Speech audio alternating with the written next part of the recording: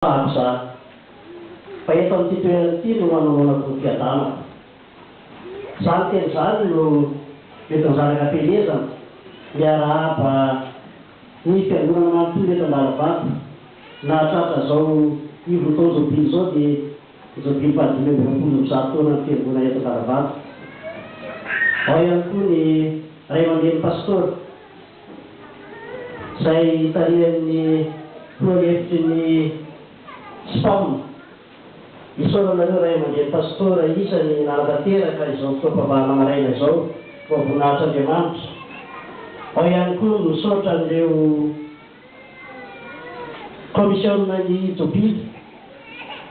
Vahana manokana ianao Andriamanitra Président satria raha biby sy loha izy namany tsy mandeha ihany fa dia ianao ny isan'ny tena atao hoe angadina nanana sy vinahitana ary mpanetiketika mahafinaritra ato anatin'ity asa izay omen'Andriamanitra ity. Dia tsy atao ankanavaka ihany koa ny kristianina rehetra izay mifankahita tavantsika eto. Tsy dia matetika mifankahitantsika satria izay moa ny Antananarivo any.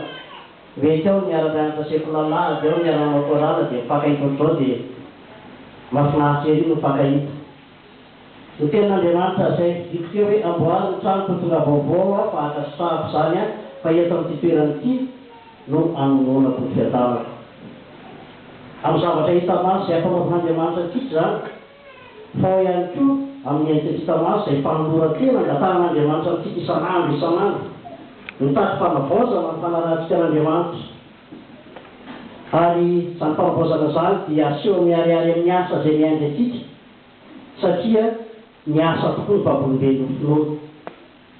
Dia matoky izahay fa fiaraha-mientantsika rehetra eto amin'izao fiangonan'Andriamanitra izao dia ahafitahantsika tsakany sy andafany ny asa izay efa napetrany tamintsika.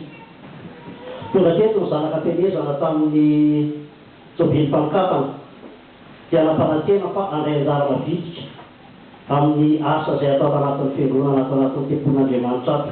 Satria tena zanaky ny fiangonana, sampana ohatran'ny sampana rehetra atao anatin'ny fiangonana zanakam-pielezana. Fa zany hoe mieny any amin'ny toerana lavitra any izy, misy any Antananarivo, misy any amin'ny faritra hafa, fa Antananarivo no resahantsika eto fa raha misy ihany koa nefa zanakam-pielezana ka te handray anjaranareo fa teny Antananarivo nareo fa Antuiara na Ampianaratsoa na Majunga dia manasa anareo mampiarah-miasa amin'ny fampandrosoana ny fanjakan'Andriamanitra tompoko. Tonga eto ary ny fotoana anoloranay ny anjaranay izay efa nitenenay tany amin'ny fanokafana fa handray anjara mavitrika ny zanakam-pielezana. Mety ho kely ihany eo anatin'ny zavatra atolotra eo anaty valopy eo raha misehatra ny asa izay atao eto, raha ny vinavinan'asa izay atao eto. Kanefa rehefa hitan'Andriamanitra ny fonay manome azy dia hozy Andriamanitra hoe betsaka ka dia soarantsika azy sady hamezatsika voninahitra azy zany.